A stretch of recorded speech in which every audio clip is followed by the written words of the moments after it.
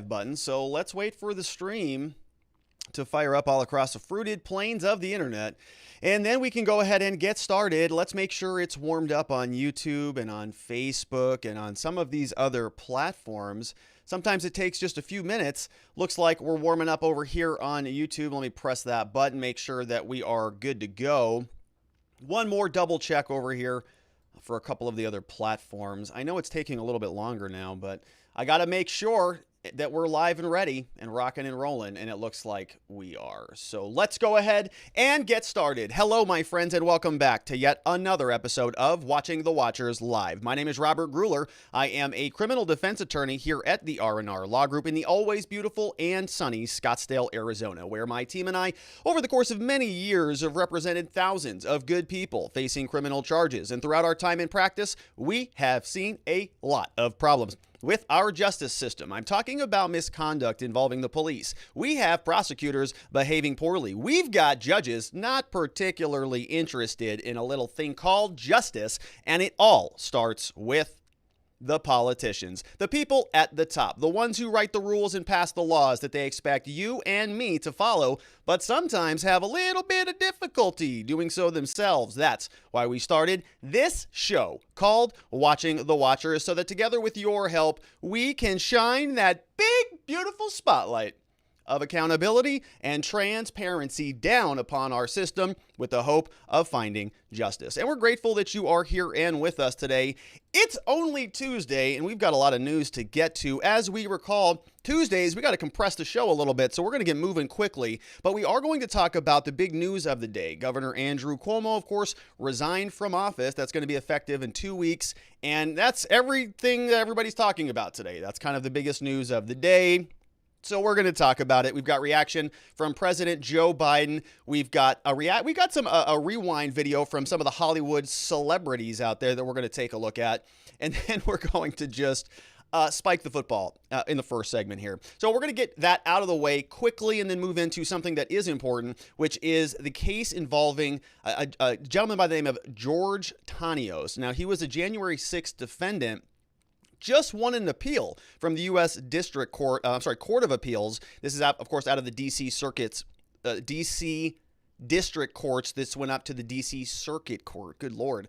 And a big victory. So George Tanios got an order to release him from custody, which was the right order, should have been granted many, many months ago. And so we're going to go through that because the Court of Appeals kind of put a backhand on the government and said this was clearly erroneous. You should have let him out a long time ago. We're going to dive through that appellate opinion order. And then we're going to take a look on our final segment, a little bit of a longer segment for the final one here today, but we're going to dive into the new complaint that was filed by Virginia Giuffre against Prince Andrew over from Great Britain. So we're going to spend some time on that. Very interesting sort of a synopsis there. We walk through the timeline, and Virginia Giuffre, of course, you saw the picture between her and Prince Andrew from some time ago. That's back out there in the spotlight now. We're going to spend some time going through that complaint because there are some interesting little tidbits. Been following a lot of the Epstein stuff here, in particular the Ghislaine Maxwell case. Been spending a lot of time watching her defense unfold. So we're going to see how this might interplay with all of that. And the real big question there is whether or not the U.S. has jurisdiction over Prince Andrew, right? He's in a different country, and he's also the prince over there. So is the U.S. going to be able to get their hands on him? Well, we're going to take a look and see how that worked because this isn't his first rodeo, as we know. If you want to be a part of the show, the place to do that is over at watchingthewatchers.locals.com. We've got a live chat taking place right over there. Big shout outs over to Soul Viking. We got Gerchon Decker over there. We have I'm Not Gas. We have Kenny 1B, Sweet Potato, along with Speech Unleashed and many others. Over on YouTube, shout outs to Robert Wells. We've got Curtis Bartle, A Straight Narrow. We have Lynn Jobs, Ashley Truthhurts, and many others. If you're a supporter on Locals, you have access to this form. Looks like that right there. And that's where you're going to be able to ask questions if you'd like to chime in on the program. So just go ahead and fill that out. We'll get to your questions. As I said, I may not be able to get to all of them today because Tuesdays are a little bit short and compressed, but we'll do our very best. All right. So without any further ado, let's just jump right into the news of the day. Andrew Cuomo, Governor Cuomo, creepy Cuomo, Nomo Cuomo. There's a lot of little things going around about this man, but he is no longer going to be the governor of New York. And been following this case. We've been sort of poking fun at it. He's touching butts and rubbing bosoms and holding people's necks and things like that.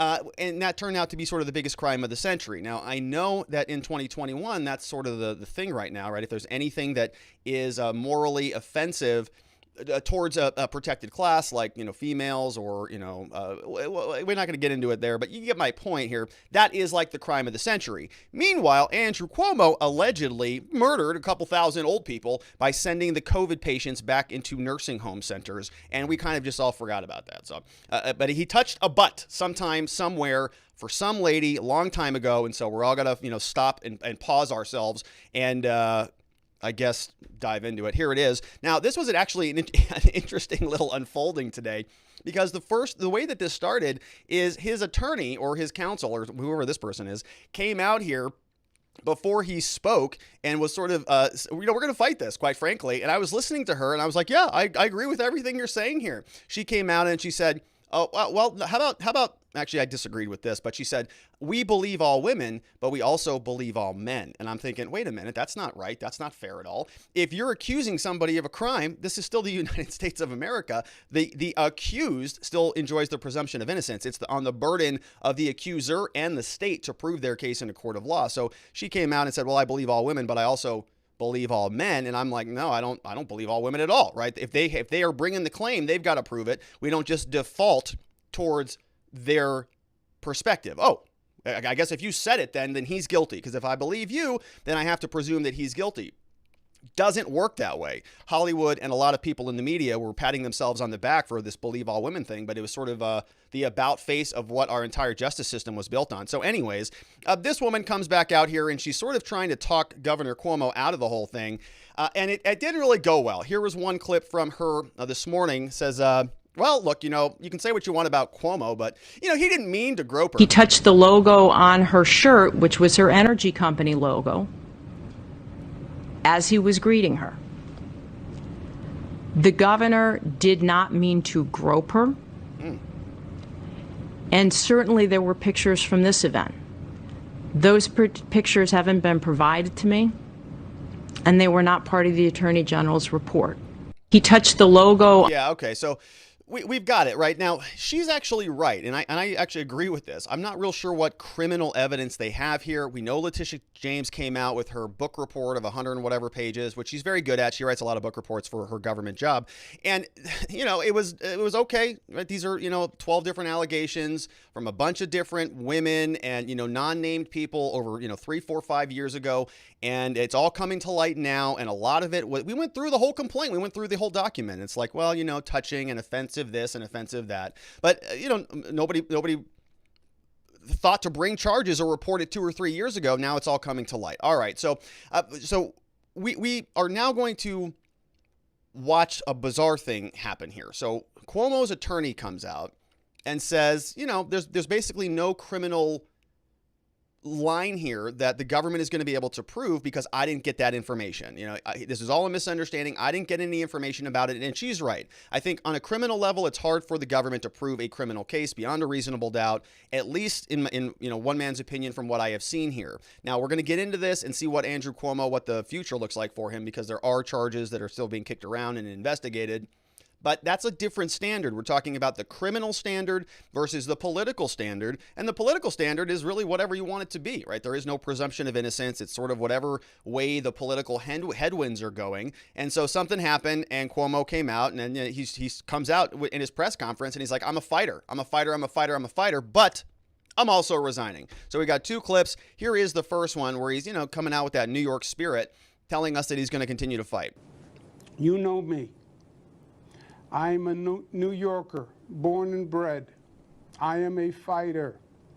And my instinct is to fight through this controversy because I truly believe it is politically motivated. I believe it is unfair and it is untruthful. And I believe it demonizes behavior that is unsustainable for society. Okay, so a couple yeses there, right? It is political, certainly. Is the evidence there to corroborate it? Probably not. But is this a real travesty to society that we can't have creepy governors creeping all over people? That's kind of his argument there. This is a sad day for America because we're criminalizing, we are impugning this type of behavior. All I was trying to do was rub some faces and some butts from Cuomo. So he comes out, I'm a fighter, but thankfully he is merciful. He's going to spare us a big, long investigation here. And so this is where he is resigning, removing himself from office. Andrew Cuomo today. Final days, Andrew Cuomo. Here he is. New York tough means New York loving. And I love New York. And I love you. And everything I have ever done has been motivated by that love. And I would never want to be unhelpful in any way. Oh my God. And I think that given the circumstances, the best way I can help now is if I step aside and let government get back to governing. Yeah, good call. And therefore, that's what I'll do. Because I work for you.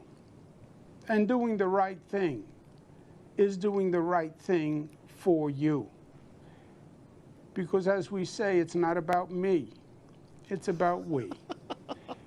Kathy Hochul, my lieutenant governor, is smart and competent. Yeah.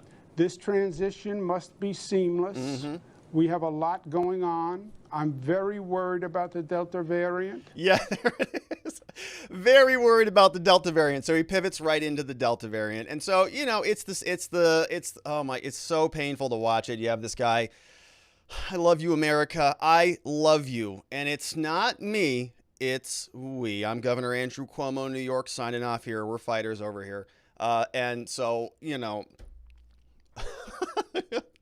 the whole thing has been a wild spectacle. So this is going to bring down the governor, some sexual harassment and some butt touching. Not the fact that maybe thousands of New Yorkers were killed by him. So, all right. Well, now since this is national news, let's take a look at what the White House was preoccupied with. They were dealing with this today. Now, very interesting. So I wanted to point this out. I thought this was interesting, the timing of this, right? This is Joe Biden's first big domestic victory. Today was the infrastructure garbage bill for $1.2 trillion that I think 19 Republicans signed on to, that I think, depending on what's actually in it that nobody knows, I think Congress is going to figure it out also when the bill is finally passed. And, like Nancy Pelosi said, we got to pass it to find out what's in it. Hello, we're not going to read it before we do that. That's insane. That sounds like a lot of work. It's a big bill. We're not going to do that.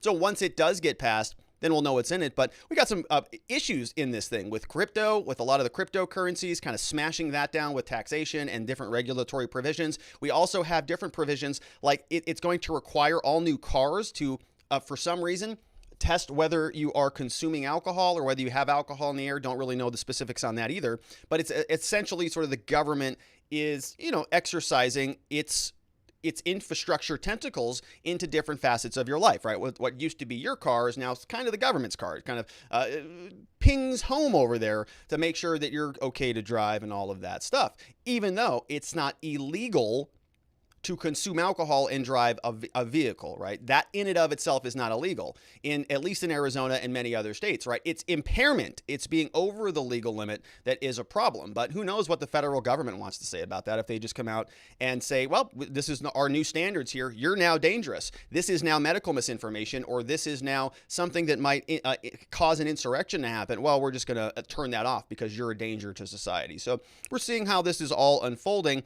Point being, right in the middle of the infrastructure bill, the only thing really that Joe Biden has gotten done other than spending, well, Cuomo comes and takes the spotlight out of the whole thing. And I think that was very intentional, right? He could have resigned tomorrow or yesterday or later in the week, but it was timed. I think that he did not like the disrespect from the White House, right? He said, hey, Joe, you're kind of somebody who's got some of these other groping problems like I have. We should be solidarity here. We should be bros. You like butts. I like butts. So we should just, run hand in hand in this thing together into the sunset. And Joe Biden said, oh, no, we can't do that anymore. I was a big fan of you when you were sort of a thorn in Trump's side, but not anymore. So now you're just gone with the wind. The rest of the Democratic establishment just dropped him like a bag of dirt. And so now we're going to see, what they're going to do. This was timed to take the wind out of this glorious infrastructure bill that's going to add $1.2 trillion to our federal deficit. So that's going to be good. Anyways, the reporters asked Joe Biden about this today at the White House, and he was pretty proud of himself, I think, with this answer. Watch as he says this. He says, I respect his decision. And then he says, I really like that answer. And he says it again. I respect his decision. Pretty proud. Here he is. Mr. President, your reaction to Darlene of AP. Darlene, AP? Yes, thank you. What is your reaction to Governor Cuomo's his announcement that he's stepping down? You called on him to resign. Did you think he would? I respect the governor's decision, and I respect the decision he made. Yeah. Mr. President. And I respect the decision he made. Yeah. Yeah. Okay. Yeah. All right. So he's happy with that. So that's what we've got, right? A cup. That's it, right? That's how it started off. Then somebody says, all right, got it. So he has resigned now in disgrace. And what do you think about, the other aspects of Cuomo? Can you, Mr. Biden, can you give us a little bit more there, a little bit more substance other than that? Because we've got some questions. Here he is. Make the case. Mr. President. If I may, Mr. President. ironically, Mr. President. one of the Democrats through the years that you spoke with about infrastructure the most was Andrew Cuomo, who was resigning, who announced he's resigning today. You had traveled New York with him when you were vice president to the launch of the reconstruction of LaGuardia. He was someone who supported your campaign early on. No, you called on him to resign. No, you condemned the alleged behavior. But you're someone who spends a lot of time with mayors and governors. How would you assess his 10 and a half years as governor of the state? In terms of his personal behavior or what he's done as a governor? What he's done as a governor. I thought he's done a hell of a job. Hell of a job. Thought he's done a hell of a job. Yeah. And, both on everything from access to voting to infrastructure, the whole range of things. Yeah. What else? That's why it's so sad. Oh, yeah. Make the case. Yeah, it's sad. It's sad. Yeah. So, access to voting and infrastructure, and I don't know what else to talk about. So he's, so that's where he goes. Now, then somebody responds back to him and says, listen, if you said he's done a hell of a job here, Joe, how can you say that about somebody who's a predator out there? Media's not letting him get away with this. Let's see what he had to say. Hard to make sure we get it passed. Yes. Would you like to see? But can I quickly follow up on your comment on Governor Cuomo? Can you really say that he has done a quote hell of a job if he's accused of sexually harassing women? Look, you asked two different questions. I asked the substantive, should he remain as governor, is one question. And women should be believed when they make accusations that are able to, on the face of them, make sense and investigate it. They're investigated, and the judgment was made that what they said was correct. That's one thing. The question is, did he do a good job on infrastructure? That was the question. He did. As a governor. No, the question was, correct me if I'm wrong. Yeah. How was he as a governor generally? Well, the governor generally, obviously, Outside of his personal behavior. outside of his personal behavior. Okay. Can you separate the two? No, I'm not. I was asked a specific question. Okay. I'm trying to answer specifically. What do you want to ask me specifically? Look at Kamala back there. Infrastructure as well. Given that you have said this is such an urgent bill that needs to be passed, why not have the House take it up immediately for a vote? Listen, watch. We'll get it done. I'll get both. Whoa. Mr. President, we'd like to see the FDA speed up approval. Look at Kamala back there. She's right there like a stalking horse. All right. So she's just like a prey, just like hunting, waiting. Sees a weak little gazelle there, ready to strike at any moment. So that was Joe Biden struggling along there with the press. Now, he kind of still mumbling a little bit. I know he took a long weekend off, but we were hoping for a little bit more energy on the way back. But anyway, so that's what we've got. Laughs away at the infrastructure bill. Little question about that. No, we're not. Thank you. We're going to get it done, and just walks off because he doesn't know what to say. they're out of energy there. Now we got one more clip before we jump out of here. We have a couple super chats here, but we got a little bit more work to wrap up here. Now I forgot about this clip. This clip has been passed around Twitter all afternoon today, and they're talking about this clip here from some of these Hollywood celebs who were all very excited about Cuomo early on. Let's check back in here. Governor Andrew Cuomo, you are the man. What? So now that you're the love gov, you've kind of transcended politics. You're more of like a national sex symbol. He says you'll probably get more dates than votes. Do you think that you are an attractive person now because you're single and ready to mingle? You are well-liked among the ladies. People knowing that you're single and they think you're good-looking. And like the author of this op-ed entitled, "Help, I think I'm in love with Andrew Cuomo." We heard, though, that you had a crush on our boyfriend, Andrew Cuomo. Dude, everyone does, right? I think he's fantastic. It's okay. These feelings are perfectly natural. Many Americans experience moments of being at least Andrew curious, if not fully Cuomo-sexual. Trevor, you call yourself a Cuomo-sexual, and I agree with you. I feel like I'm a Cuomo-sexual, too. My celebrity crush right now, you are Governor Cuomo. Governor. Oh. All right. Well, I wonder what they're saying now. Anybody ringing them up on the phone to get an answer from them on what they have to say about all this?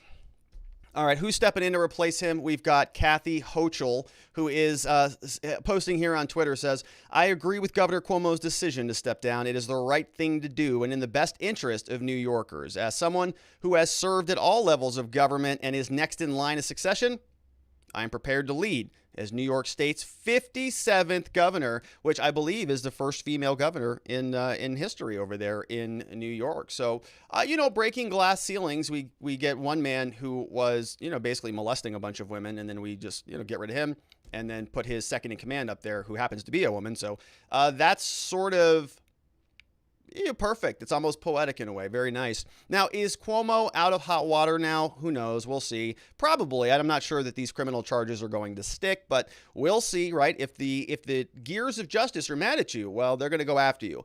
Only for the butt touching, though. Butt touching is very, very illegal in this country. And so we have an Albany sheriff launches an investigation into a Cuomo criminal complaint, but didn't do much when there were allegations that there were, thousands of senior citizens being killed in their county, but whatever. The Albany County Sheriff on Saturday discussed a criminal complaint his office received this week from an aide who said that Cuomo groped her breast at a governor's state residence. Sheriff Craig Apple said the investigation is in very early stages. I'm not going to release any details. This is the woman says, "I was afraid." Now she finally came public with her charges. I think they were about from 2019. Because she felt empowered now. So now that there's a little bit of publicity, she feels now empowered suddenly. She was one of nearly a dozen women whose accounts of sexual harassment were outlined in a report, told her story for the first time. So that's good. Very, very, very brave. Hopefully she's getting some closure, some good followers on all of her social media, and she is able to write a book sometime in the near future. Let's take a look at the questions over from watchingthewatchers.locals.com and see what we've got on this segment. Reminder, we're only going to take a couple of these because I've got to move and groove on this. Let's see here. Cue some of these up. Some of those were from yesterday, looks like. All right, No Mo Cuomo says, that was from Lord Nelson. I'm surprised so many people misspell Cuomo. Okay, I see what you're going there. We got Sergeant Bob says, let us not forget that President Trump sends a well-equipped hospital ship to New York City, ready to accommodate all the people that were sent to nursing homes, only sent them off to death not to take advantage of President Trump's timely assistance. Yeah, and he got all sorts of awards, and they were doing cartwheels and singing songs for the man. We have Paula MK says, I heard that because Cuomo resigned, he gets to keep all of his pension and benefits, but wouldn't if he was impeached. I can't think of any other reason he would have resigned unless he did so because he realized he was being used as a political scapegoat for the Dems, decided he wasn't doing it anymore. Thoughts? Yeah, it's a good question, Paula MK. I think that there was probably enough writing on the walls. And then you also saw today that there was this sort of a mass exodus of his staff, right? When you're in that position and you lose all of your lieutenants, the people who would go and help you mount that defense, at that point, the writing's kind of on the wall, right? What are you supposed to do? He would need them to go and, rally the media, set up that event, get me scheduled over here, book me on that, set up that interview, blah, blah, blah. And if they're not willing to go to bat for him, in fact, if they're sort of equally liable, well, and they're going to abandon ship because they don't want to be in the blast zone here, well, then he's out of options. And so he's just going to call it a day and move on, which is probably what he did. I've already seen some people speculating that this is to brush this all away so that he can come back out and run again sometime in the future. Kenny 1B says, is it just me or is Cuomo holding back from crying? I don't know. I don't buy anything that he actually says there. It seems mostly fake to me. We have Gail says, my opinion is he resigned because the DOJ told him privately they'd reopen the COVID nursing home investigation if he didn't. Although some of these women did report this behavior at the time it happened, his administration did not properly handle the complaints at the time. Yeah, there's truth to that. And I know I can be very hard on the accusers here, on, the women. And I respect, I don't endorse or encourage or condone any of that behavior. It's extremely offensive to me. But at the same time, so is weaponizing and using the justice system as a political tool against your opponents. I do not like that at all. And when I start to see stuff like this, that, a lot of these people were in his inner circle, okay? All of those Hollywood morons were all Cuomo, you're single and ready to mingle, love gov, and all this stuff, right? They knew he was a creep show. Just like everybody in Hollywood knew that Weinstein was a creep show. Just like everybody in D.C. knew that Epstein was a creep show. Just like everybody in the White House knew that Bill Clinton was a creep show, right? They all know about it, and they all feign this moral, we're shocked, oh my gosh, I can't believe this happened. And then they want to throw him under the rug in the dumpster and forget about him. Now, that's fine if they want to do that, but not if they are stepping all over the justice system to do that, right? Get him out politically, impeach the hell out of him, whatever. But don't start threatening these criminal charges for a bunch of these cases where many of these people were, they were in his inner circle and they wanted to stay there for good reason. They had definite motivations to be around his presence. One of them we covered got a promotion, right? She was like an aide, and then she was part of the environmental committee talking about whatever. And you're going, how does she get that promotion? So, it's all part of the game. It's disgusting as hell. They know it is. But when it turns into this big, showboating, we're out there to do justice on behalf of all the aggrieved women out there. Give me a stinking break. They don't care about any of this. It's politics, and it's weaponizing the justice system. And that's not appropriate. I don't care who you are, Cuomo or anybody. We've got Speech Unleashed says, I'm glad he resigned. Now he can't be used as a smokescreen any longer for the media to bring out and deflect from more pressing issues, such as the passing of the pork-filled infrastructure bill, ridiculous, pointless mask mandates, and the coercion to force people to get the vaccine. Yeah, it is. It's one of these stories that, we have to talk about because it is important, because he is a governor of a state, because there are a lot of, intermingling things going on here. But what upsets me more about this story, rather than, yes, I'm sorry that all the butt touching happened for all of the women. Please accept my condolences for the butt touching. But, in these cases, there are bigger issues here. And the fact that we're not talking about them is problematic. That is the problem with this whole story. The butt touching is secondary. The bigger problem is the lack of prosecution of somebody who was grossly negligent, who was killing senior citizens knowingly. Just send them over there. Got nowhere else to put them, so that's good enough. All right, but we got to talk about it because it's the only thing that anybody's talking about these days. So, all right, let's see here.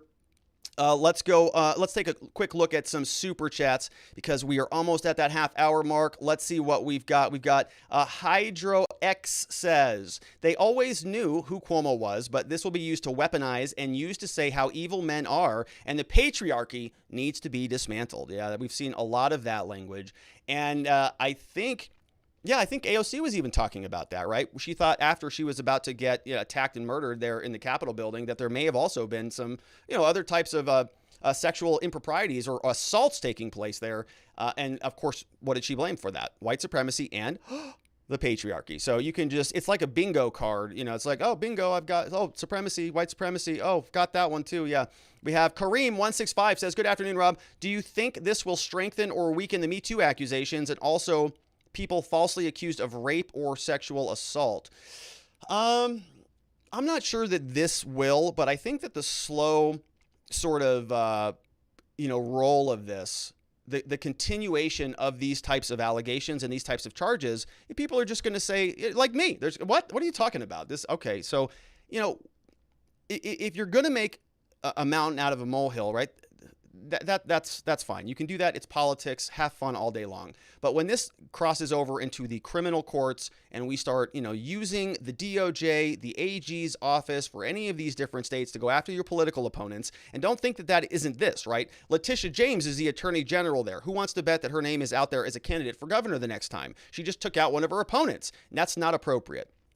So, in cases like this, yeah, I think you're going to see a lot more men sort of opt out of the dating pool just in general, just because of these accusations happening. And you're going to see, it really is going to be problematic, I think, long term for the culture of this country. But that's a whole separate point. I think that we still have a lot of gas left in the Me Too tank. There's still a lot of energy and enthusiasm out there, but eventually I think it will sort of putter out, because if they continue with these allegations, it's stupid. You can't, there are some here that I'm sure have a lot of merit and a lot of teeth to them, but a lot of these are just, brushes and touches. And if they were criminal, well, that's a standard that then should be applied to everybody. And does every single, you can't go to a club in Old Town, Scottsdale here, even if you're a male, without, getting groped 25 times as you're walking to the bar. So, we have to just be cognizant here as a society. Is this our criminal justice system right here, to go and incarcerate a governor for butt touching, when on the other hand, we've got clear evidence that there are thousands of dead senior citizens? Like, is that where we want this to go? All right, maybe, I don't know. Hydra says, it's amazing that as a lawyer, you would say that he molested women when there has been no criminal charges against him. Men play the white knight too much. So I was probably being facetious when I said that. I don't actually think that there were any actual molestation charges or allegations of that. That's sort of a different offense. But I get your point, right? And I do agree with you. Men play white knight too much. There's no question about that. All right, we'll take a couple more from locals, and then we got to move on with the show. We got Sharon here, says, good to see the creep gone, but seriously, what effing difference is it going to make? He'll just be replaced by something most likely worse. All worst of is nothing about the thousands of people in nursing homes he killed, but hey, they were old, probably mostly white, so good riddance to them. That's from Sharon Quidney. We've got another one here from Peely Wally, says, you've seen it in use with me, Joe A. Biden, and of course, more recently with Cuomo. Sign up on my 100% success rate creepy old guy course. Become a sleaze faster than you can say a safe word. That was also something that Cuomo said. Excuse me. He said specifically that he never thinks that he crossed a line, but he didn't realize that the line had moved, which is pretty clever, right? Oh no, I just was being my old self. And so he was sort of blaming this on like the old man guy. Like, oh, I'm just an old man, and I don't know any better than this to be grabbing women's butts and bosoms in the middle of your governor's mansion parties, right? I just didn't know. I'm just an old man. I'm 63. I have no idea what I'm doing. That's not appropriate. Okay. A lot of old men, but to use your label, who don't do that. So that's not fair, right? I hate that crap when people use that as an excuse, right? Hunter Biden does this all the time. Well, I'm an addict. That's why I'm a piece of garbage. That's okay. There are a lot of addicts who aren't pieces of garbage. Just because you're an addict doesn't make you immune from the label of being a piece of garbage. You can still be a piece of garbage independent of your addictness. So, all right, we got to move on. I'm sorry I didn't get to the questions. I know there were a lot of those on there, but all of those came from watchingthewatchers.locals.com. Also, shout outs on YouTube to Hydra Kareem165 and Hydra PX, along with many others. Thank you to everybody for all of your love and support there. All right, so we're going to move on into the next segment to make sure we stay on time here.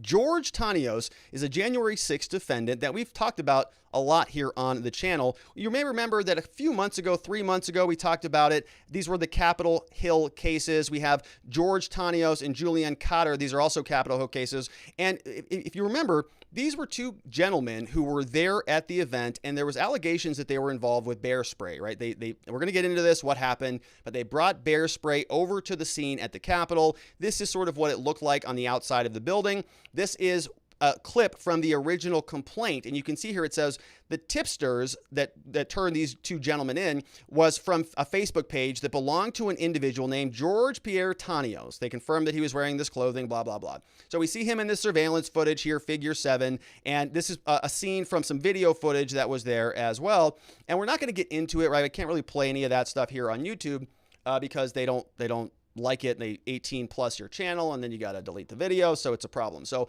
we're just gonna sort of go through the court documents, and I want to show you with a little bit of background what's happening here. So this is a big deal. We've been talking about the January 6 protesters, Capitol Hill rioters, or the insurrectionists, whatever you want to call them, right? Defendants, people who are citizens of this country that deserve the presumption of innocence, that deserve appropriate release conditions and appropriate bonds being placed on them. That has not been happening for the last 8 months. And we learned yesterday when we were talking about a different case that the U.S. government is sort of dragging their feet on this. Apparently, they were working on a database that is going to be used to organize all of the thousands of hours of discovery, and they still don't have it ready for the defendants. They have not given it to them.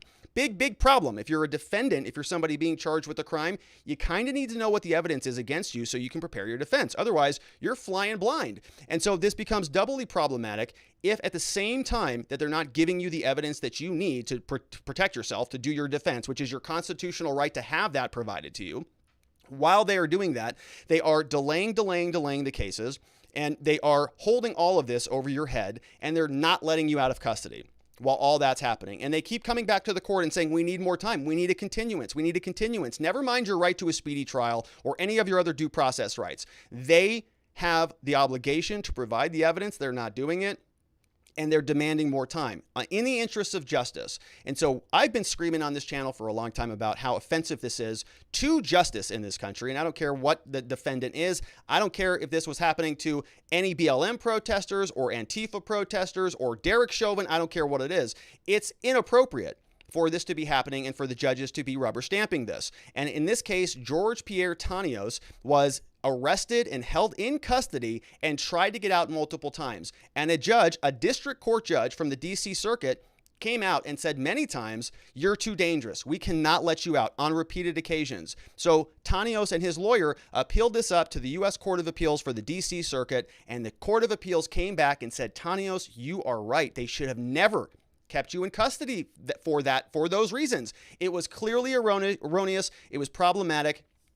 And you are now going to be ordered to be out of custody. So it's a huge win, something that we have been saying here was the appropriate thing to do. And I'm very, very grateful that it happened. The question will be, will this domino into some of the other cases or catch fire? Or is this going to be reappealed to the entire panel there with the Court of Appeals? Because this was only a partial panel, and maybe they overturn this, right? Who knows where this goes? But for the time being, celebrate a victory. This is what justice looks like. Let's take a look at it. This is what the title of the complaint looks like, or of the order looks like. This is on appeal from the U.S. District Court for the District of Columbia, U.S. of America here versus George Tanios. You see the case is filed on August 9th. Already showed you, we did some heavy lifting on this a while ago. This was the image from the complaint, and this was count 1. And so you recall that 2 of these people were involved in this, and they were also alleged to have been involved in the death of Officer Sicknick. Remember, we spent a lot of time with him. This is why these 2 guys got so much attention, because allegedly the bear spray may have impacted Sicknick. Okay, so on January 6th, we know DC and elsewhere, they conspired, they agreed together to injure other U.S. Capitol police officers, particularly Sicknick. We've got Officer Edwards, Metro PD Chapman, and others, all engaged in the lawful discharge of their duties. Among the means by which they carried out these things, we have George Tanios armed themselves with a chemical spray and utilized the chemical spray against members of the U.S. Capitol Police and Metro PD assisting the U.S. Capitol Police. Okay, right? So it's the chemical spray. It's the bear spray. This was what we were seeing, right? And we went through this analysis in the prior videos. We were talking about this in depth, saying, hey, we went through and looked at all of the footage, right? There was clouds of smoke every which way. People were throwing stuff. There were water bottles in the air. There was all sorts of spray. So how does the government prove that any one of these 2 people was particularly, spraying that in one direction, and whether that hit Officer Sicknick? It turns out that was irrelevant. Officer Sicknick died of natural causes. They couldn't tie it back to these 2 guys, but they certainly tried. Now, if we sort of decompress all of that, right? A lot of mayhem there. They've got chemical spray I want to go back to the date of the arrest, or nearby the arrest. Right after this happened, the judge did not let them out. Okay, so we're going to go back here to the Hill. You'll notice this date is from March 23rd of this year. West Virginia judge on Monday ordered a suspect in the chemical spraying of officers detained pending trial. Right, that was one of the early orders. This is George Pierre Tanios, was allegedly assaulted Officer Sicknick and two other agents with a chemical irritant. Seen on footage with Julian Cotter of Pennsylvania working together according to the FBI. Neither of the men is charged with killing Sicknick, who died. During a hearing on Monday, prosecutors argued that Tanios, listen to this, this was back in March, okay, so we're talking about bear spray. This is interesting. During a hearing on Monday, back in March, prosecutors argued that Tanios purchased the bear and pepper sprays that he brought with him to D.C. Reuters reported. One of the sprays was allegedly used by Cotter to spray the police. Right, so if you read that, it sounds like Tanios purchased it, Cotter used it. So that alone was enough to be a part of this conspiracy and make him somebody that was so dangerous that the government couldn't let him out, right? He just bought the stuff. Somebody else used it. But he was there, and he was in the vicinity, and he just bought it, really. Somebody else used it, and then he got charged for it. Okay, so the judge takes all these factors into account. Oh my gosh, insurrection. This is the worst thing that's ever happened to America. The greatest assault on American democracy since, I don't know, the Civil War or whatever. You know, they were saying everything basically. Greatest attack on America since, you know, the Civil War. Everybody goes, did you forget about Pearl Harbor or 9/11 or any of those other major attacks? Anyways, you get the point of it. Judge listens to the facts of the case and says, wow, my goodness, this is just, we can't let you out. This is just too dangerous. We saw this order here. This was filed actually in May. They tried multiple times. So you recall back in March, right, the judge did not let them out. Tried again in May. And the new order here from the judge says, well, the defendants here, they want to be released on bond pending trial. Okay, and we've seen many other people who've done much more heinous offenses, like Derek Chauvin, for example, who are out on bond, get released from custody. This guy, George Tanios, allegedly, according to The Hill, was purchasing bear spray that somebody gave to somebody. He gave to somebody else. Somebody may have used it somewhere on that particular day. Held in custody the entire time.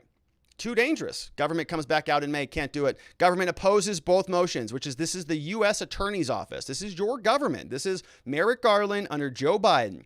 They're opposing the release on these things. They don't have to do that. That's a policy decision. Why are they doing that? Because these are political cases. Now we have, having considered, the judge says, all the materials submitted to the court, the evidence, the arguments by counsel, and the factors under U.S. Code, the court finds the defendants would pose a danger to the community if released.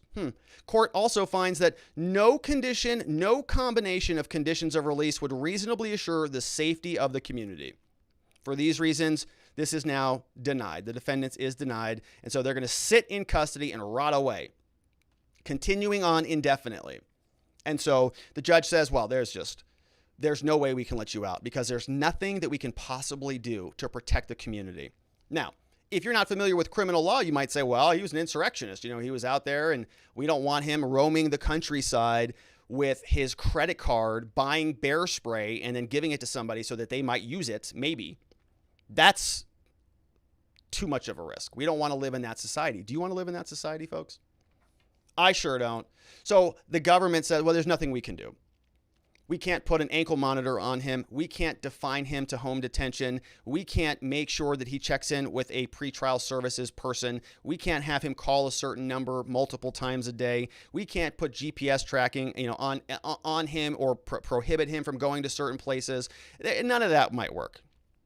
Continuous alcohol monitoring, drug testing, none of that.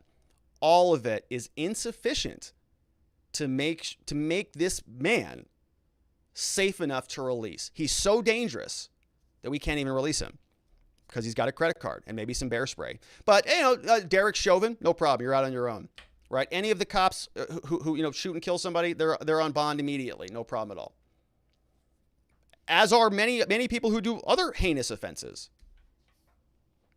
Not the Capitol Hill defendants, though. they sit in custody and rot away because the judges, this is their courts. This is their jurisdiction. They're allowed to do that until the Court of Appeal says, no, not so fast. So here we are. Finally, the appeal was considered on record from the U.S. Court of Appeals on the memoranda and the facts that have been presented by the parties.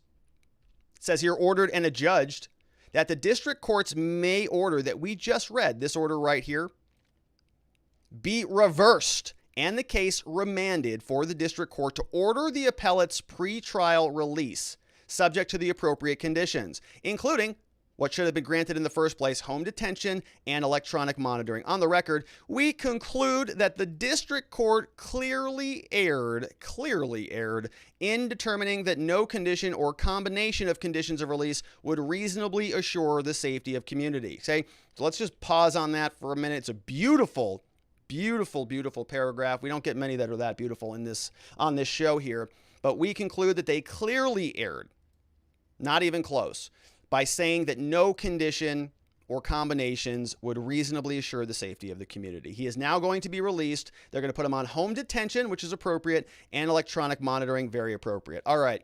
Why did the court screw up so badly? Well, although the appellant has not shown that the district court applied a presumption of detention in contravention of the Bail Reform Act and precedent, the district court clearly erred in its individualized assessment, right? So not saying that what the court did legally or procedurally was necessarily problematic, right? Nothing that the judge did actually violated the Bail Reform Act. But the judge is just saying that when you applied this down to this individual defendant, this guy in particular, you totally botched it. There was an individual assessment on the appellant's dangerousness, right? How dangerous was Tanios? The record reflects Tanios has no past felony convictions at all, no ties to any extremist organizations, no post-January 6 criminal behavior that would otherwise show him to pose a danger to the community within the meaning of the act.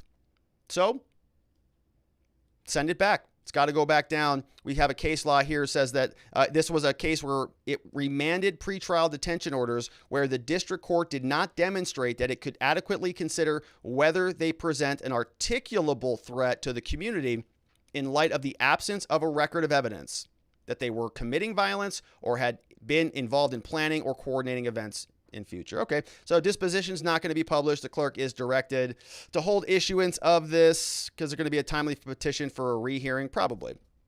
Yeah, who is this signed off on here by the judge? Mark J. No, that's the clerk of the court.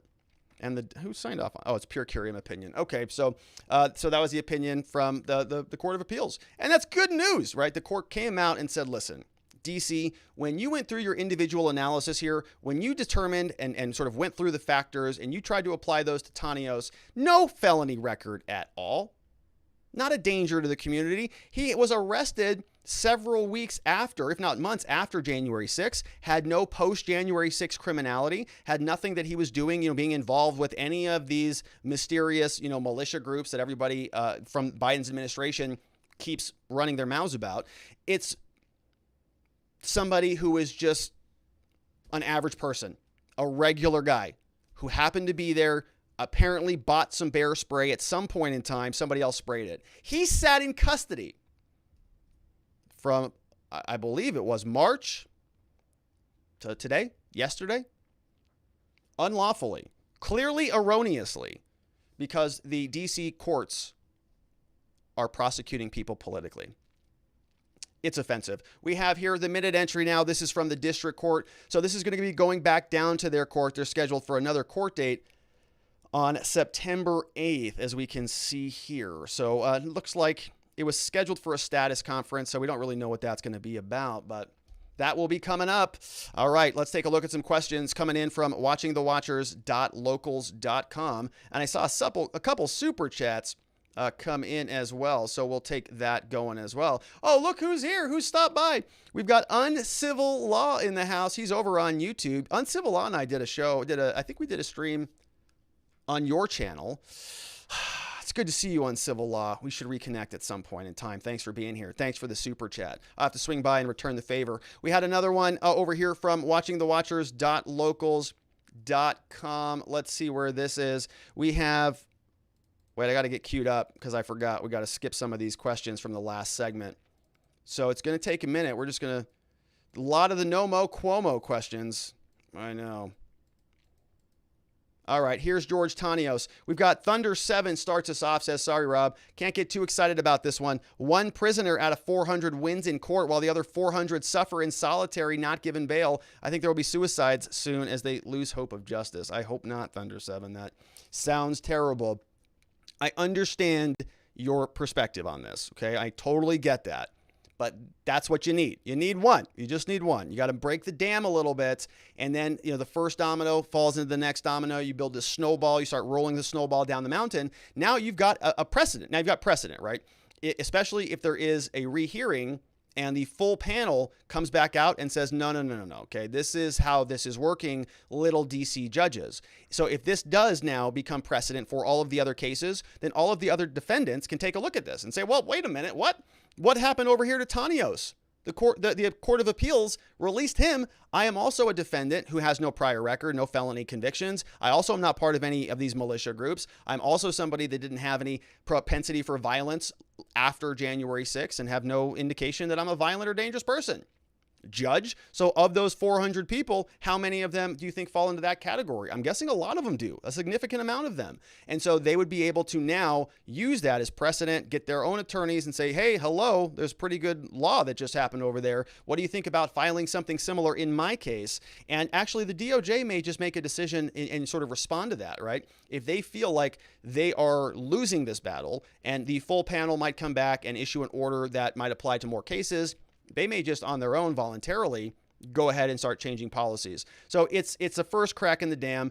It is, I agree, it's a little bit underwhelming when you consider it in the context of the immensity of the injustice that's going on, but it's a start. We've got Sergeant Bob says, thank you for standing up for what is right. Well, thank you, Sergeant Bob, for being here and for supporting the show. We appreciate having you. We have Three Girlies says, could other defendants use this as a roadmap for release? Yes. I mean, look at Jacob Chansley and Couey Griffin. Wouldn't both of their attorneys be able to appear their cases on the same nonsense? And if they do appeal this, would it go to the Supreme Court or is there another step before that? Two great questions, Three Girlies. So let me answer this one first. If they do appeal this, meaning the government, which they probably will, then it's going to go back to the full panel. So right now, it's just 3 judges, and I don't know what the D.C. Court of Appeals looks like, but there's a bigger panel of judges, and so judges sort of will rotate around on it. And so you often see where it'll go to a Court of Appeals, it'll come out one ruling one way, and then they'll say, well, all right, we want to appeal it to the full panel, which is the full assembly of judges, and sometimes it will change, right? And so, hold on to your hats here. This is the D.C. Court of Appeals. I don't know the rest of the makeup of the other judges relative to the 3 that ruled on this case, but certainly you could go through it and say, okay, well, which one of these were appointed by Obama, which one of these were appointed by Biden and Trump and Bush, and you can just sort of see how this might play out. As to the second question, Couey Griffin is out of custody, if I remember correctly, so he's not sitting in there rotting away. They actually let him out pretty quickly, I think only about 2 weeks, so he wouldn't have that opportunity. And Jacob Chansley, I think the reason that they're going to be able to keep him in custody is because of some of the mental health stuff, right? He was going through, which is not appropriate, but he was going through the competency evaluations, right, to determine whether or not he was even capable of continuing to participate in his defense and stand trial. And so when there are some of those additional intricacies there, the court will be extra cognizant before releasing him because they'll say maybe he's not mentally there, right? And so you can sort of see where some of the heightened concern over somebody who might be mentally stable is warranted. But conversely, now you're taking a look at Jacob Chansley and you're taking a look at this DOJ, you're taking a look at the FBI, you're taking a look at all of these DC Circuit Court judges, and you're saying, wait a minute, you're saying he's crazy? Why? And we're supposed to trust you for that and just believe that he's getting the fair shake that you're telling us he is, when we can just look around here with our own eyeballs and see all of these other travesties of justice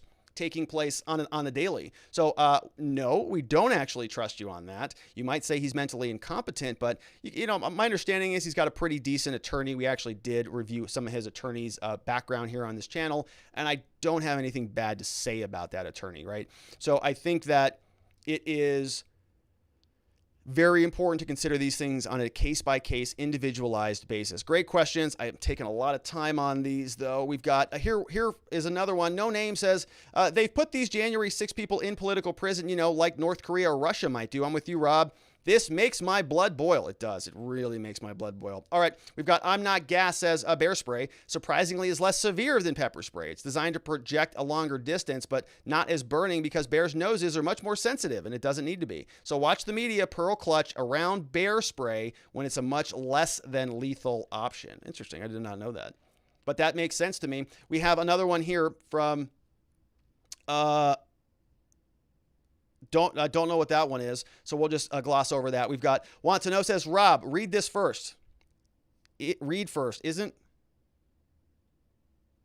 so I can read that publicly. Isn't bear spray an insecticide under federal law?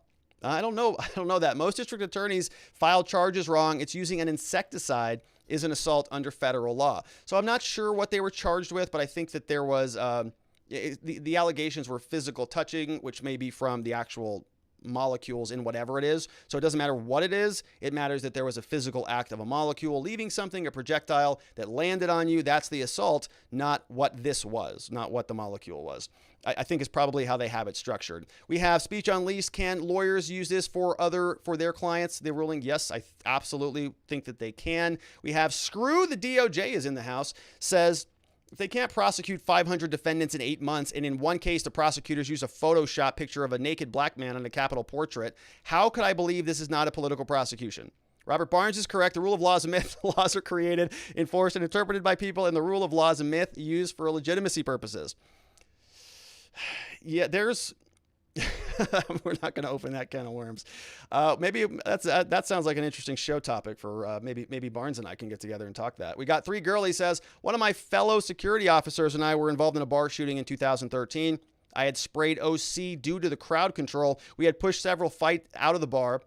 Shortly before, my fellow officer shot a guy that came into the bar with a gun. The police took my OC as evidence. They tested the guy to see if he came into the bar after I sprayed him or if he was in the bar the whole time. Bringing it back to this, you would think they would have tested the police officers' uniforms to detect if there was bear spray. Who's to say somebody didn't steal it off him and spray it?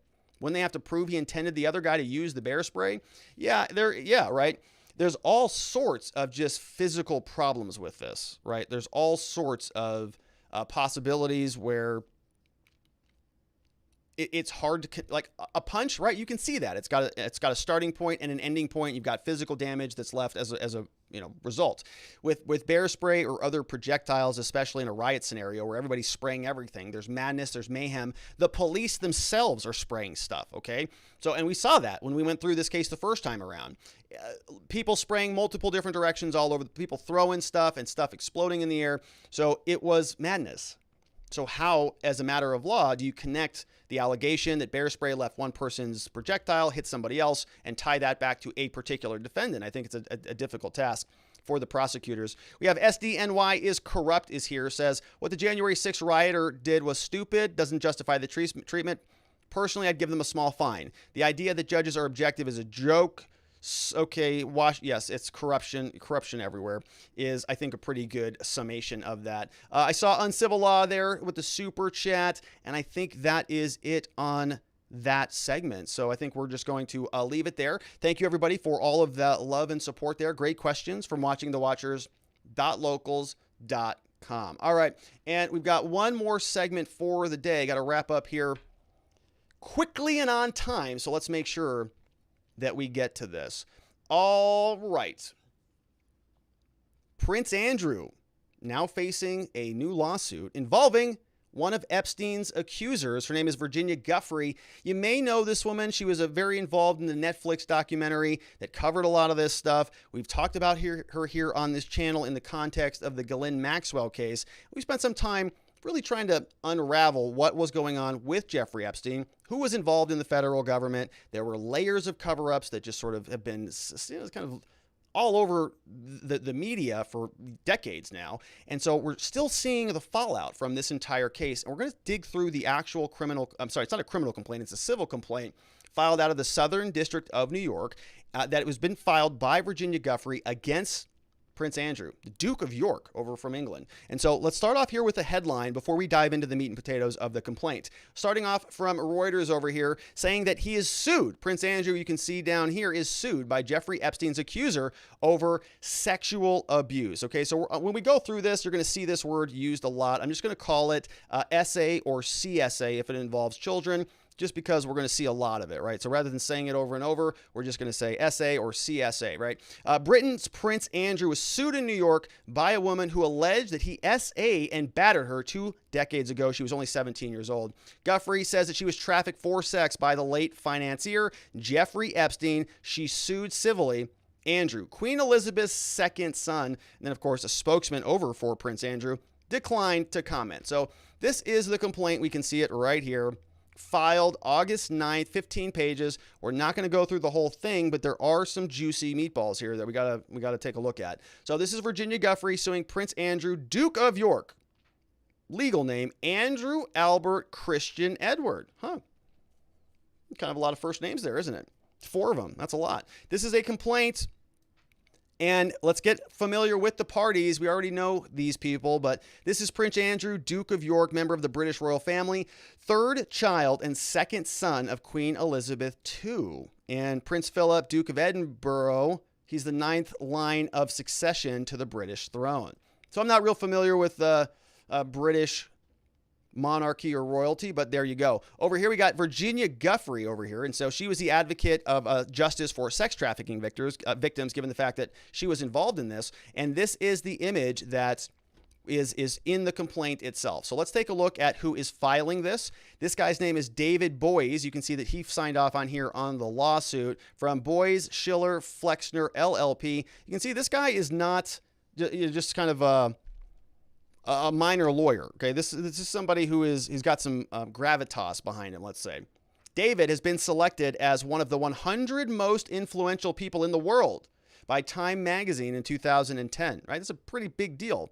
It's not one of these fake lawyer awards. Some of these are a little bit sort of maybe fake. I'm not sure.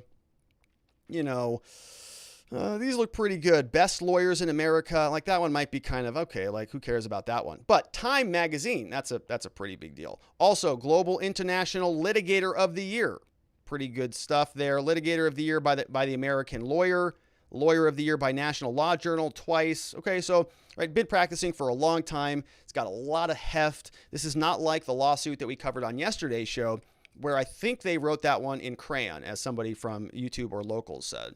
Right? Okay, just drawing this lawsuit. This is actually a legitimate lawsuit. And so I know there's been some back and forth about Virginia Giuffre. You know, I think even Alan Dershowitz has a lot of things to say about her, and there's a lot of questions about her credibility. But the point here is that she is being represented by a very reputable firm and a reputable lawyer, which means you got to take it seriously. Not that you shouldn't in the first place, but that adds a little bit of heft to it. All right, so let's get into the complaint itself. What we see here is plaintiff Giuffre, by her attorneys, is now filing this complaint against defendant Prince Andrew, the Duke of York. Personal knowledge about all this stuff. Suit arises out of the SA of plaintiff when she was under the age of 18. Started when she was 16. Plaintiff was the victim of trafficking and abuse by Epstein specifically. His trafficking scheme involved recruiting young girls, claiming that they would be paid $200 for simply providing a massage to a wealthy billionaire. The same pattern was repeated numerous times with countless children and young women, which is awful, right? And we've talked about this, before. All right, let's carry on. It says here, paragraph 4, as U.S. District Judge Kenneth Mara found, this was occurring between 1999 and 2007. Epstein abused more than 30 minor girls. His mansion in Palm Beach, Florida, in addition to his own abuse victims, he worked with other people to do all of this stuff, right? So this was a whole scheme that was being orchestrated here. Read that at your leisure, but he worked in concert with others, and he was trafficking in underage women, right? Awful stuff. Like other minor children who came before her, plaintiff was also recruited to provide massages and other different acts that were involved. She was required to be on call for Epstein, frequently traveled with him, and we're going to go through and see sort of the travel records if my slide will change over here. As United States, already got that one. One such powerful man to whom this woman, Virginia, was lent out to was, of course, Prince Andrew, the Duke of York, right? So we get down here, we get a little bit of background on how this is all functioning.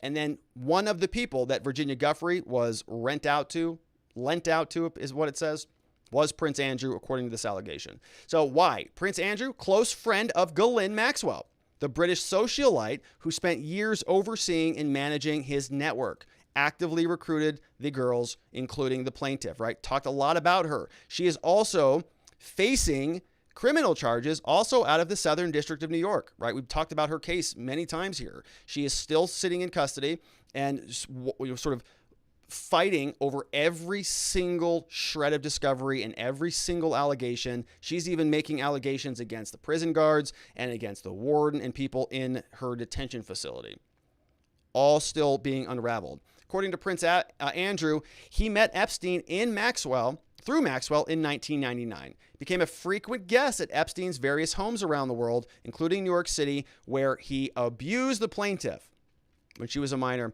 After publicly feigning ignorance about the scope of the operation, he has refused to cooperate with U.S. authorities in their investigation and the prosecution of Epstein and his co-conspirators. Okay, so the big question, and I saw this on Twitter yesterday, was, well, what's going to happen here?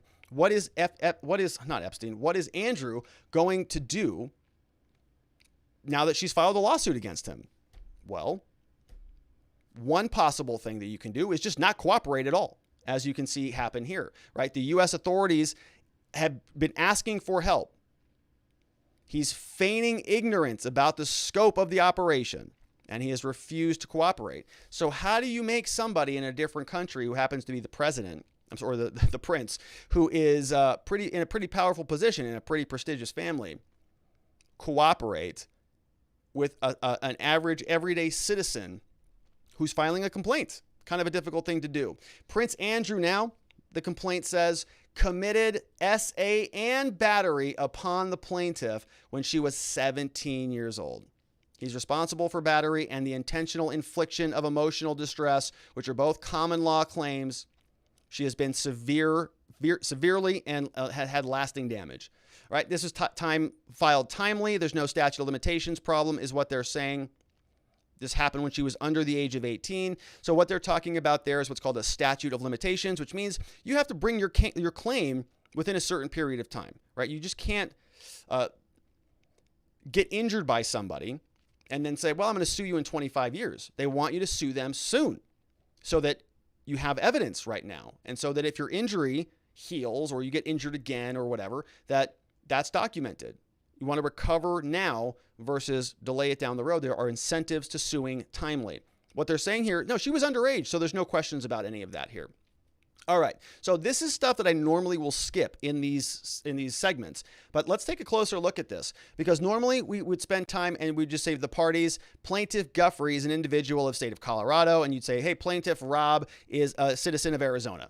Right? And no, it's not even worth commenting on. But here you'd say defendant Prince Andrew is a citizen of the UK, currently residing where? Berkshire, UK, where he is domiciled, right? So they're identifying what that is, and they're going to give us a little bit more here about jurisdiction. So what, right? Now he's been involved in this. A lawsuit has been filed against him, but what are they going to do about it? Now, the argument here is the court has jurisdiction over this dispute. Why? Because it involves a citizen of a state, which is Giuffre, and a defendant of a citizen in foreign states. And the value of damages is over $75,000. So they're saying the federal court now has jurisdiction over this. Yes, it's Prince Andrew. Yes, he's over in England, but that's okay because U.S. Code says the U.S. court has jurisdiction if it involves a citizen of a state, a defendant of a foreign state, and it's over $75K. Boom, they've got that. So that they say that's good. They also say venue is proper because a substantial part of this stuff happened right within the district. So that's why it's proper to sue here in the Southern District of New York. But this is where it gets a little bit more interesting, right? Why does this court have jurisdiction over Prince Andrew? They explain it in this complaint. The court has personal jurisdiction over the defendant. Why? Prince Andrew, S.A., the plaintiff in this state, He's committed a tortious action within this state, pursuant to New York's long arm statute, which means the long arm statute is this old civil procedure, awful thing we had to learn about in law school, but it's really the long arm. It's like, hey, we are empowering our state to go and get your butt. It's called the long arm statute. So it goes over there. Nope, New York passed this law. If you come into our state and you are responsible for committing a tortious activity here, our law authorizes us to go and just pluck jurisdiction, just pluck you out of there. That's what New York law says. Defendant says that they also visited Epstein in this state numerous times. So it happened here. Also, he came here a lot. The defendant could reasonably anticipate that a suit based upon this could result in him coming back here, right? So they're saying, nope, he came here, he committed offenses here, he visited his friends here. He should have been reasonably expecting that his activities, what he was doing here, would subject him to being hauled back into court here. So it's not unreasonable for the court to exercise that jurisdiction. Now, okay, so the court says, I've got jurisdiction over this. Well, you're still dealing with a foreign person who happens to be the prince. So what are they going to do about it? Well, let's see what the lawsuit has to say. So put a pin in that. We got a little bit more facts here because we have some nice graphics to look at. Plaintiff became a victim after he recruited her between 2000 and 2002, numerous locations, including his mansion. He flew her on a plane nationally and internationally numerous times when she was under the age of 18. Only a portion of the flight logs have been recovered. So numerous commercial flights. And you can see here that this is a recollection of the logs. So based on the flights on his private plane from the limited logs that are available, this is what we've got. So you can see a lot of activity. Paris, London, flying from Grenada to Tangier, over from the U.S. Virgin Islands, Bahamas, San Antonio, Santa Fe, St. Louis. Shout outs to everybody over there. You had Epstein in your back neighborhoods there. So it says, in addition to being abused by Epstein himself, he was also forced on defendant Prince Andrew, Duke of York, at Epstein and Maxwell's directions. This is where we get the picture right now. This is from a lawsuit. This is from this is all public stuff. So it's from a lawsuit. Prince Andrew abused the plaintiff on separate occasions under the age of 18. On one occasion, he did so at a Maxwell's home. They forced her to have intercourse with him. The photograph depicts her at the home prior to Prince Andrew doing what he did, right? Terrible. On another occasion, he also did it at a New York mansion, forced the plaintiff to sit on his lap and all sorts of just awful stuff. You can see this is a gruesome complaint. Not a good complaint here. During each of the aforementioned incidents, Giuffre was compelled by expressed or implied threats, feared death, feared physical injury to herself, and other repercussions for disobeying Epstein and others. In November, there was a response. So we're coming back. We put a pin in this. Now, we know that the court, at least according to the complaint here that was filed by Giuffre's lawyer, who happens to be a pretty reputable fella, filed a complaint. They're saying the court has jurisdiction. The long arm statute can reach back out there and we can extend our hula hoop. We can throw that right over Prince Andrew. It's fine. But what if he just says, so what? I'm not coming. I'm not responding to you guys. First of all, you're from the colonies, so you're automatically inferior. So we don't listen to you. Thanks, but no thanks. I'm not coming over there. What if he says that? Well, he talked a big game, right? No, I'm interested in, getting to the bottom of all this. I have no recollection, blah, blah, blah. Okay, so we know that this has happened before already. In November 2019, in response to this new scrutiny, Prince Andrew set for an interview with BBC Newsnight. Prince Andrew stated he did not regret his friendship with Epstein, but he had no recollection of meeting with the plaintiff, which is Giuffre, despite photographic evidence to the contrary, despite the picture that's floating around the internet. Prince Andrew publicly pledged, including in a statement stepping down from his duties, to assist the U.S. authorities with their criminal investigation of Epstein and his co-conspirators, right? So you can actually go look at the statement. They link to it in the article, in the complaint, royal.uk statement, His Royal Highness. Says, quote, "Of course, I am willing to help any appropriate law enforcement agency with their investigations if required." So he said it publicly, said it openly, was on BBC Newsnight, wrote a statement out, put it on their website. Despite this pledge, Oh, Prince Andrew has refused to cooperate with U.S. authorities. Oh, no. Former SDNY U.S. Attorney Jeffrey Berman stated that Prince Andrew had provided, quote, zero cooperation, despite U.S. prosecutors and the FBI contacting Prince Andrew's counsel. See that linked over here from the BBC. Nothing at all. Okay. We also have here, his counsel also refused to cooperate with counsel for the victims of Epstein's sex trafficking. Counsel for the victims, including the plaintiff, have asked for a meeting or a phone call with Prince Andrew and or his representatives, to get facts, context, or any explanation that he may have, or to explore alternative dispute resolution approaches, like a big fat lump of money. Prince Andrew and his representatives have rejected all such requests and responded by escalating their vile and baseless attacks on the plaintiff. So, nothing's going to happen. In this country, no person, whether president or prince, is above the law, and no matter how powerless or vulnerable, no person can be deprived of the law's protections. 20 years ago, Prince Andrew's wealth, power, position, and connections enabled him to abuse a frightened, vulnerable child with no one there to protect her. It is long past time for him to be held to account. Hear, hear, signed off on by David Boies here. You can see he requests judgment against the defendant, wants compensatory, consequential, exemplary, punitive damages in the amount to be assessed later, plus attorney's fees, costs of the suits, and so on. So David Boies, we got Sigrid McCauley, Pro Hoc Vice, along with some others over from the firm. So several different lawyers from the firm. David Boies, Alexander Boies, we have Sigrid McCauley, we've got Andrew Vilcastin, and Sabina Mariella. So it looks like 5 different lawyers here filing that complaint. And it's a pretty good one. It's a pretty good complaint. Is it going to go anywhere? Well, who knows, right? Because probably not, because he's the prince of a foreign power, and they typically don't get involved in this stuff. It's kind of beneath them. It's for all of the peasants, all of the workers, court proceedings. No, we don't do that stuff. I have to go, do English things, whatever English.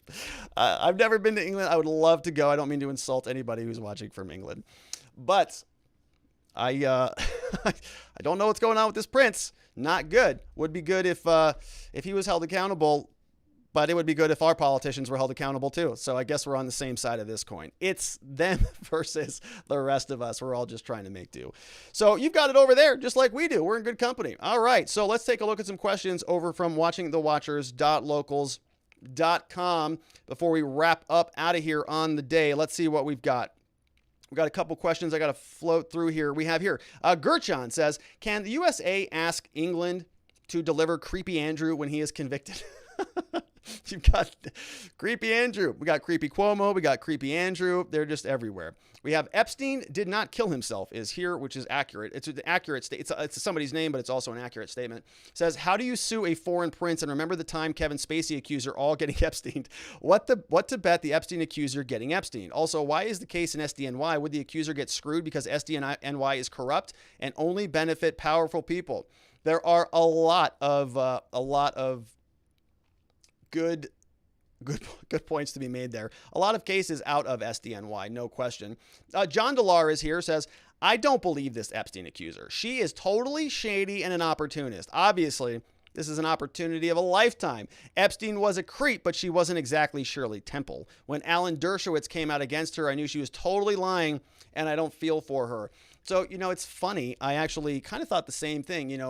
Dershowitz is a pretty reasonable person, I think, right? He's a interesting guy. He's got, a big personality. Many people do, but he's somebody that I just don't necessarily see doing what they claim that he did, right? He is like a constitutional lawyer, like dots the T's, crosses the I's, like very by the book. To imagine him just throwing his clothes off and going hog wild on Epstein's Island, I just don't see it. So I don't know. I don't know about it. And I agree with you, right?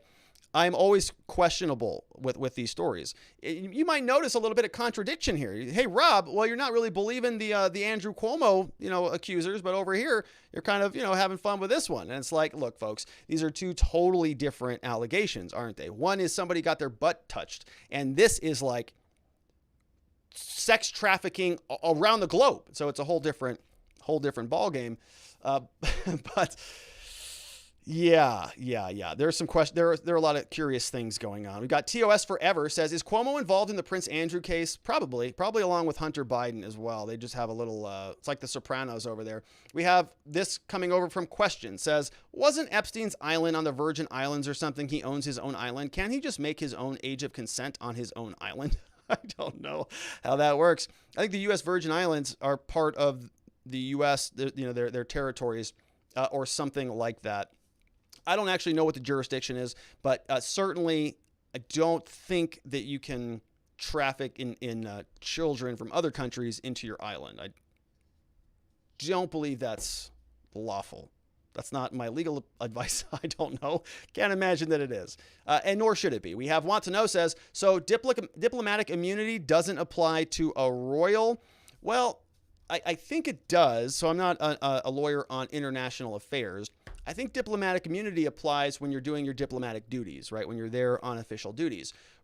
Raping 17-year-old girls is not a diplomatic thing. And so I'm not sure that would extend to cover, outright intentional, volitional criminal conduct. Maybe it does. I don't know. We have Sergeant Bob says, Prince Andrew, I'm not going to answer those questions, which is the right answer there. That's Sergeant Bob. Sergeant Bob attended our law enforcement interaction training where we talked about the 1, 2, 3 rule. That was rule number 1, wasn't it? Sorry, officer, I don't answer those questions. There you go. That's it. So that was from Sergeant Bob. Good memory, Sergeant Bob. He's sergeant, so he knows the rules. We have another one here from Epstein Didn't Kill Himself. Says, why would a foreign citizen accused of a serious crime testify against their friends, which can be used? Personally, I would not testify and not go into any media interview and not cooperate with law enforcement and attack the credibility of the accuser. Yeah, well, you kind of have the framework dialed in there. That's exactly what they're doing. He's not talking to anybody. He made a mistake in 2019. He tried to do that to paper over this thing. Obviously didn't work out for him. And so now he's just going to go into total dark mode, total hiding, which is the right move. He shouldn't be saying anything, and he shouldn't be cooperating with law enforcement at all. And he's got a media powerhouse and, the entire, I guess, government of England.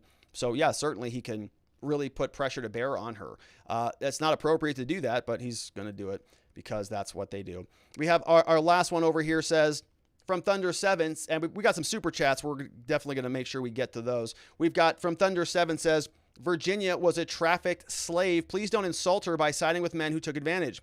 Dershowitz admitted to having massages with her, but kept his underwear on. May not have been the monster that Epstein was, but many men participated, including Prince Andrew. They will get away with it because the elites always do. Well, so there you go. That's a different perspective on the Dershowitz stuff. Did he say that? He got massages but kept his underwear on. Oh my gosh. I don't want to attribute that to him. I don't know if he said that or not. Do your own research on this, folks. I don't want to attribute that to him because he'll probably sue me for defamation or something. I'm not saying that he did that, but he was on a documentary with Netflix. So watch that if you want to know what he had to say. He's on YouTube too. Go check out his channel. Listen to him. Thank you for that, Thunder 7. I appreciate it. We have a couple more from Tweak says, Prince Andrew was best buds with Jimmy Savile and Epstein. Bad luck for anyone who is completely innocent. So, all right, we got some super chats also coming in. Lonnie Holcomb, I think this was on the last segment, but let's get to this. We were talking about the Tanios case, the Capitol Hill defendant Tanios, says bear spray is oleo, Pam, capsicum, pepper, and oleo capsicum. The irony is it is a food product, believe it or not. We had to be sprayed with it in the face during police training. Oh, we have another police officer in the house, Lonnie Holcomb over there. Welcome to the community and welcome to the show. Yeah, so okay, that's good to know. That provides some context a little bit. And that sounds also awful. I'm glad you're survived and you're with us here. And thank you for that, Lonnie Holcomb. Appreciate your support. Jay said, thank you, Robert. I appreciate your show and all of the locals' questions and comments. Well, thank you, Jay. Yeah, they're fun. I think that they're kind of working out. We kind of have a good little rhythm going, and they are fun to get to. I'm glad that you're enjoying them because it's actually sort of works with the workflow a little bit. So hopefully we can continue to do it. We have another one here from Efran Garcia. Says, excellent work, Robert. Keep it up. Intriguing times. You're absolutely right about that, Efran Garcia. You're absolutely right. It is interesting times. And those were the questions, my friend. Those were the super chats. A lot of great stuff. And we're right on time. That means I'm going to be able to get up, and go make sure that I'm ready to rock and roll for my next meeting. I do know it's a short show, and sorry to do that. It kind of breaks my heart as well, but that's okay. We'll be back tomorrow. We'll be able to cram a lot more in there because we'll have a little bit more time. So I want to thank everybody from both YouTube and watchingthewatchers.locals.com for all of those great questions. Really do appreciate your support and all of your love over there. Want to welcome a couple of the new members who signed up very recently. Big shout outs to Mary B. 585. We have The Real Patriot in the house. We have Laura SB who signed up, along with D. Rodrigue 188. We have Wendy Deer in the house. We got Stoic RD along with Radase, along with JM Allen 4411. And I want to give a big special shout out to a thank you to a Terrence K. Won't give your full name away there, Terrence K, but I got your letter here. And, I absolutely read it. It was beautiful. And so I wanted to thank you for that. It really hit me. And it's a beautiful letter. Of course, I don't want to share it with you here, but I appreciate it. Thanks for sending that over. It was a moving letter. And so with that, that's it for me, my friends. That's it. That's all that we've got for the show. My goodness. Well, that's all right. We're going to do it same time, same place tomorrow. It's going to be at 4 p.m. Arizona time. 5 p.m. Mountain, 6 p.m. Central, 7 p.m. on the East Coast. And for that one Florida man, everybody else have a tremendous evening. I will see you right back here tomorrow. Bye.